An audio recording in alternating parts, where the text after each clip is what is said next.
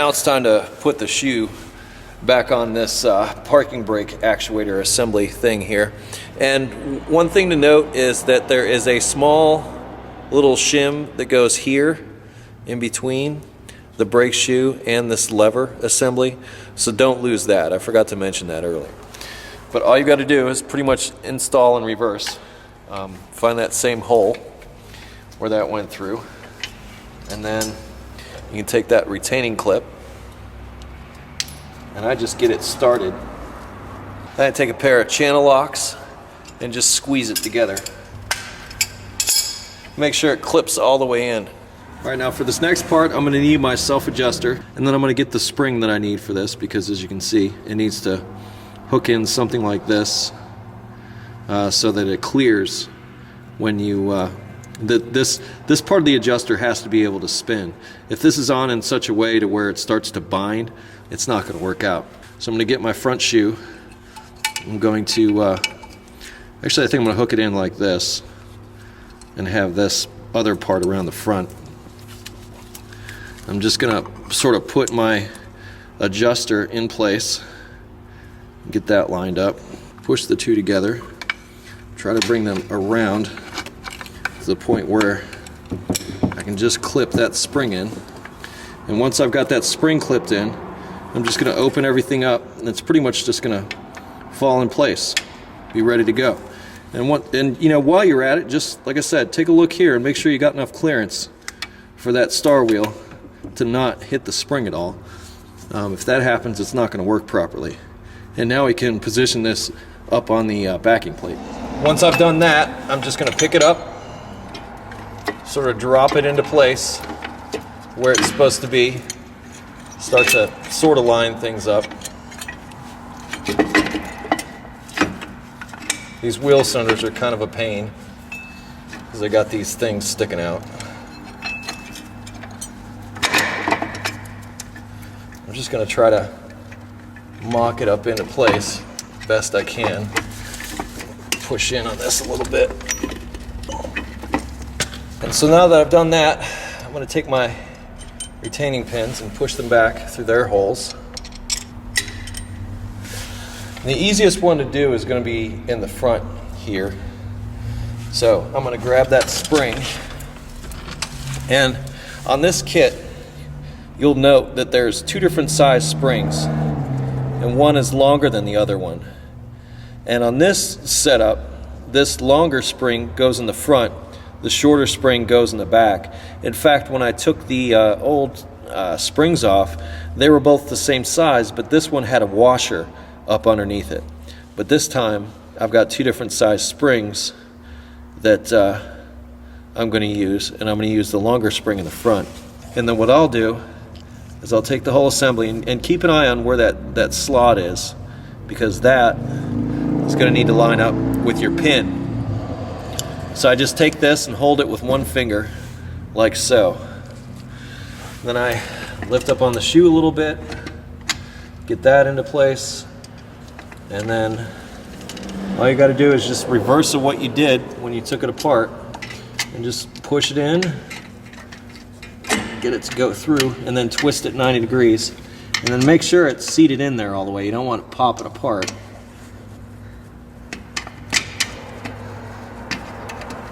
There we go. So there, you got your front shoe held in. You're doing good. You're doing good. With this back one, you have this lever assembly that you need to put in, and I installed this new piece here. It basically just pushes into place and pushes through the back there. But that needs to go into this hole right here to hold everything in place. So I'm just gonna see if I can seat it down, push this in so that that's seated down completely. And the same drill on this spring. I just hold it all together with one finger. Push it down, give it a 90-degree twist, and that's now officially held into place. Now that that's in place, I'm going to put my little return for that lever on there. Now it didn't come, my hardware kit didn't come with some springs. It didn't come with this spring here, and it didn't come with this spring. So I'm just going to reuse those old ones and I'll be fine. But I'm just going to take this now and basically slide it up onto this and work it into the shoe. I mean, it really just goes in that easily. And make sure, whenever you put something in, just make sure it moves nice. Now I want to get like my stuff lined up because I'm going to start putting my return springs on. So that means my strut that goes from one side to the other is going to have to be put into place, and also the wheel cylinder. So I need to start working those things together. If this won't push together, make sure that this slot is actually going over the shoe. Now I need to, I'm going to start on this back, because that's the last thing I took off. Just push down on the assembly and get it back. Okay, and once that's hooked in there, I'm happy. And I want to make sure that this hook is sticking out this way. Now I've got this return spring for this side, which hooks here into this hole. So I'm first going to put it into this hole, and then I don't know, I'm just going to see if I can just hook it. Yeah, and I can. So I could just hook it while I'm just right here. And now the other side of this is the removal side of this tool, and this is the install side of this tool. Stick the tool through it, put it over the pin like so. I've got that hooked on through there.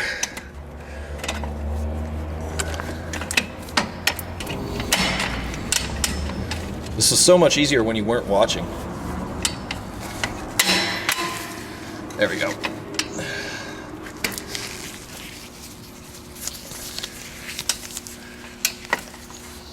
And you don't want to put your fingers in the way, so use a screwdriver or something if things aren't lining up like they're supposed to. See how the shoe is supposed to be on here, so that rounder portion is, and this piece has come out. That's why it's like hanging by a thread right there. So what I'm trying to do is I'm trying to push this shoe back and get it to seat down on there. Once I do that, I'm home free. There we go. You see how everything just sort of all of a sudden like fell into place? Real happy with that.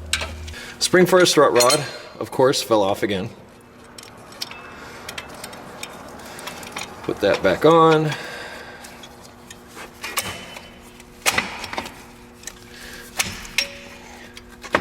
Start to get that back into place. Now that looks really good. So we'll take our new spring and see how it's got that funky hook. It goes into actually this lower hole down here, I believe. Hooks in like so. And once again, we got our spring installation tool. Let's go through there, hook it on the pin, start guiding it into place, get our fingers out of the way, and voila, done. Once the spring's on there, you're good. All right, now you can sit back, admire the beauty of what you've done, call your wife or girlfriend, tell her what a great job you did, and watch how she doesn't care. Or if you're a girl doing this, awesome.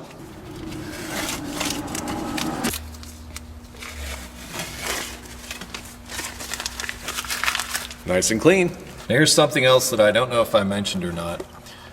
You notice that in the front there's the short shoe, because there's a lot more friction material here around the outside of the brake shoe than there is on this one. And that's because this is called a servo type of brake setup, which means it twists. And they use a shorter shoe in the front and another shoe in the back. And the reason why they do this is, the reason why they call it servo, and that is because it twists, because that's how this self-adjusting mechanism works. And the way it works is you back up and then you hit the brakes. And when you do that, it twists. And as it twists, this lever comes down and pushes onto this adjuster and adjusts the brakes. But you're at a point now that the adjuster is all the way bottomed out. So you don't have any adjustment on here. Here's something else that I'm going to mention real quick before I get to the adjustment. You'll notice on the outside of the drum stamped it says max die 11.24. So that's maximum diameter is 11.24. What that basically means is that the inner part of this drum, like say for instance you have like some kind of brake pulsation and you know it's coming from the drums in the rear, you can have these drums machined, but the minimum thickness that you can have them machined to is this 11.24. So if it goes beyond 11.24 on the inside diameter of this drum, that means the drum needs to be replaced. So what I'm also mentioning this for is that General Motors, at least on this vehicle, uses several different size brakes. And the way they identify them is by the size that they are. So if you call up your parts people and they ask you, do you have like 12-inch, 10-inch brakes, that kind of thing, you can look at this on the outside before you ever take the drum off and say, well, on this one I have 11-inch brakes. So if those are your choices, then this would be an easy way to find that out. Now we're ready to do our adjustment. And you may have already noticed that around the outside of here, I've taken a little bit of that same anti-seize and put it onto this flange, and that makes it so that the hub, well, I hope that makes it so that the hub doesn't necessarily rust on to the brake drum itself. So I'm hoping that helps it make it easier in the future is why I did that. But it's fairly simple. You just want to grab the adjuster and turn it till it clicks, find out which way it goes, and just think of the way the lever moves. If the lever pushes down, then when it clicks like this, that means that the shoes are going out. And I know I got quite a bit to go because there were quite a few threads exposed. So I'm just going to crank that out like that for my initial. And then I'm just going to install the drum. And I'm just going to feel it. And I'm basically listening more than anything else. And I'm feeling for that to start to come in contact with the brake shoes themselves, to start to come in contact with the inside of the drum. And like I said, I really don't think that you're going to be able to make the self-adjuster do all this work for you. There's no better time to do this than now. Do this manually first. Yes, you could also do this with a screwdriver, but the right tools make all the difference here. Okay, now I'm getting close. So now I'm going to do something to try and seat the shoes inside the drum. So they're not necessarily lined up with the inside yet. So what I'm going to do is I'm going to pull on the parking brake cable a couple of times, and that will center up those shoes on there, and I'll be able to get a few more clicks out of my adjustment. So on this truck, right along the left frame rail here, you can see this is the parking brake cable, and instead of like getting inside the vehicle if you're up on a lift or something like that, it's just so much easier to do this. So I'll just grab the cable and pull it a few times. And what that does is that seats the shoes. It'll basically pull on the brake assembly inside the drum itself and basically seat the shoes and get them into position so that I can get the maximum adjustment possible. Okay, I'm going to come back in and continue my adjusting.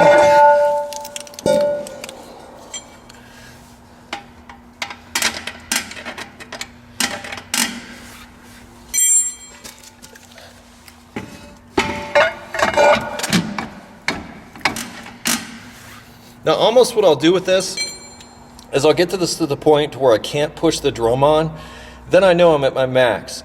Then I'll back it off until I can put the drum on, feel how it feels, and maybe go a couple of clicks. Point being, if you spend time doing this, you're going to have a great pedal feel, and the car is going to, or the truck in this case, is going to stop really well. Okay, I'm starting to feel it drag now. I'm going to pull on the parking brake cable a couple more times, and then just a couple more clicks, and I think I'm done.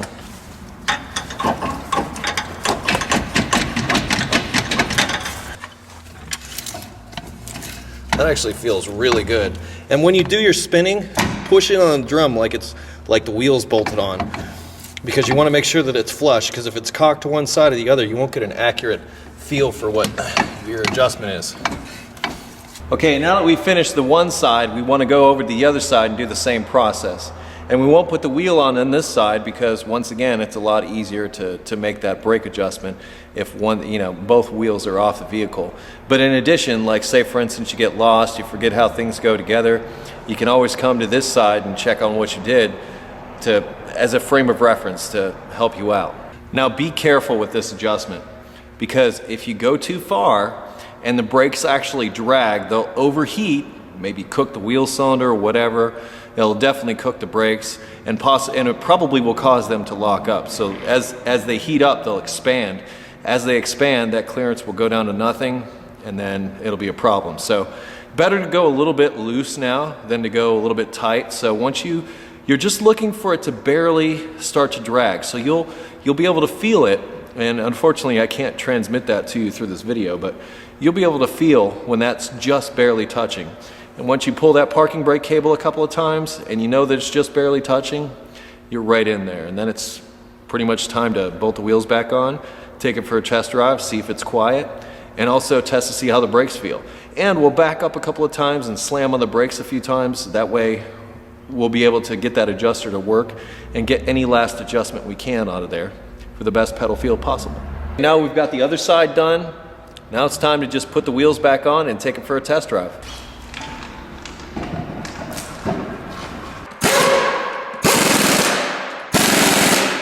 Give it one final spin, because once the wheel is bolted on, it sits in a little bit of a different place. It truly sits flush, so it's good to know that everything's good after you're done.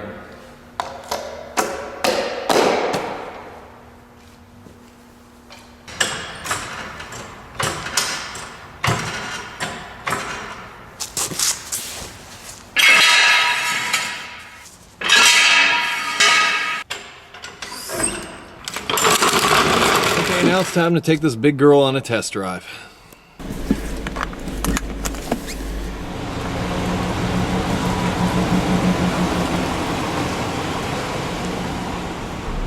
Okay, well, we're out on our test drive. We want to just feel the brakes, see how they feel, and also listen for the noise to see if we actually fixed the problem, which we saw at the beginning of this video was the separation of the friction material from the actual brake shoe itself.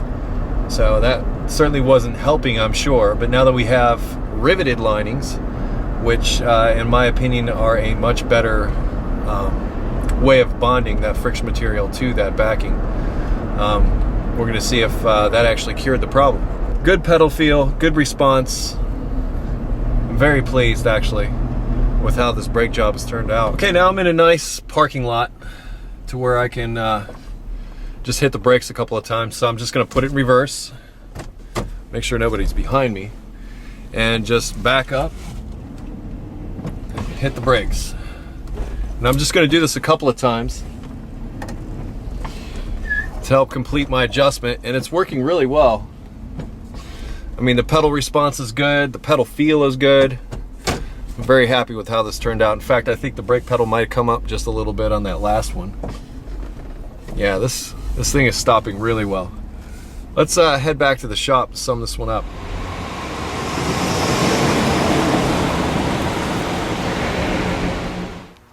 I guess somehow I got dirty today. It happens. Anyhow, our 99 Chevrolet Tahoe now has some really nice rear brakes. I'm not hearing any noises. The adjustment was good before I went out and put it in reverse, but like I said, just to get that final little oomph out of it, that's what I did, and it worked out well. The highlights are, like when you go to order your brake shoes, you may be asked what size brake shoes you have. You can find that on the outside of the drum.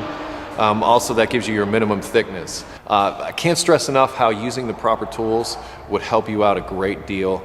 Without those tools, it's going to be really difficult and you could get hurt. So please use those tools. Use your safety glasses also, because I mean, stuff can come flying out of there. Also, as far as the brake dust is concerned, try to, like I showed, just sort of pull the drum off, spray around the inside before you actually remove the thing.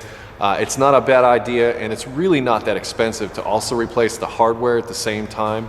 That's like a really nice addition to it. It makes the brake job about pea perfect. Because let's face it, drum brakes last a really long time. So, you know, a lot of you out there don't like doing drum brakes, but I can tell you that once you do them in a situation like this may be the last brake job that this truck ever gets.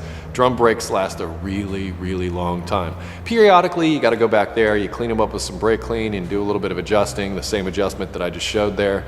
And that keeps, you know, a really nice pedal going, that kind of thing. And I usually do that when I'm doing front brakes. I'll go back and adjust the rears and make sure that that's all good, and make sure all those seals and everything are still intact, such as with like the wheel cylinders and all that kind of thing. Anyway, I'm Eric the Car Guy. I really hope all this information was helpful to you. You can always find me at EricTheCarGuy.com, or you can follow me on Facebook and Twitter, and now on Google+. And around here I close with be safe, have fun, and of course, stay dirty. Take care, everybody.